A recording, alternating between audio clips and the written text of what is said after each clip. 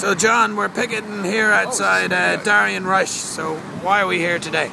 Well, we're here to release Mana's industrial relations policy. This is one of the most notorious companies in the security industry. And one of the major planks of our industrial relations campaign is that we have to set national pay rates across industries.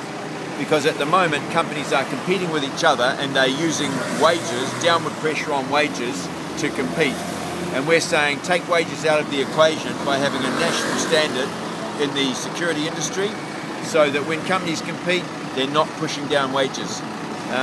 So that's we need to see that across all industries, because New Zealand has fallen well behind Australia and other comparable countries, and that's one of the main reasons, is that we don't have any national standards in pay.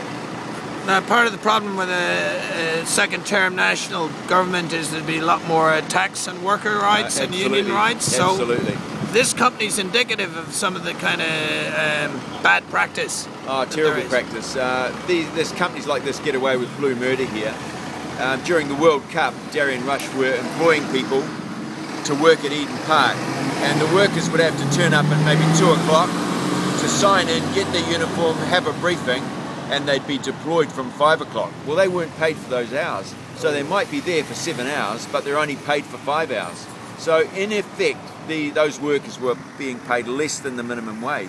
And companies like Darien Rush get away with it because we have such slack employment laws, and most employers treat our industrial legislation as the equivalent of a parking fine if they get caught.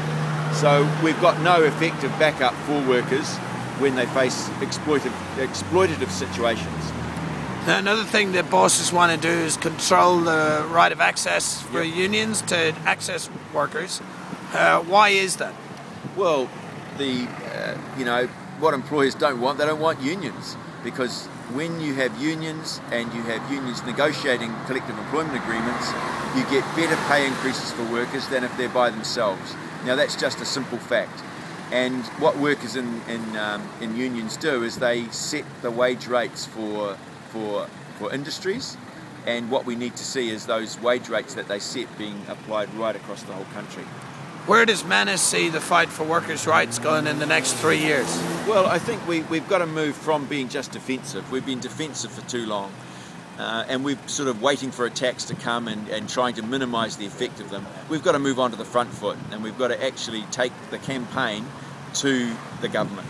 Most people in New Zealand, appalling pay, lack of jobs, and those two things together mean that life is extremely difficult for people in low-income areas. We've got to take the fight to the government, to the employers.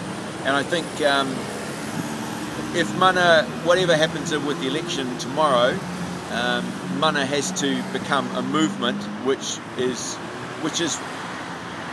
driving these campaigns for workers' rights and for better pay, lower taxes on people on low incomes, higher taxes on those that pay no tax at the moment. Sure, John. Well, all the best for the elections tomorrow. Put in a hard fight. So hopefully we'll see. We have. We've put out.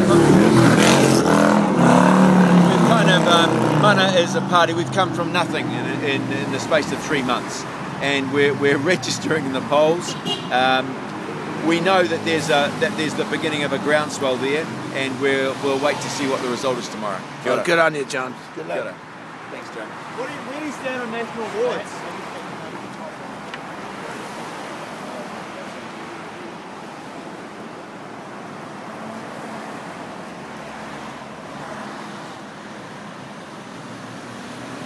Thank you.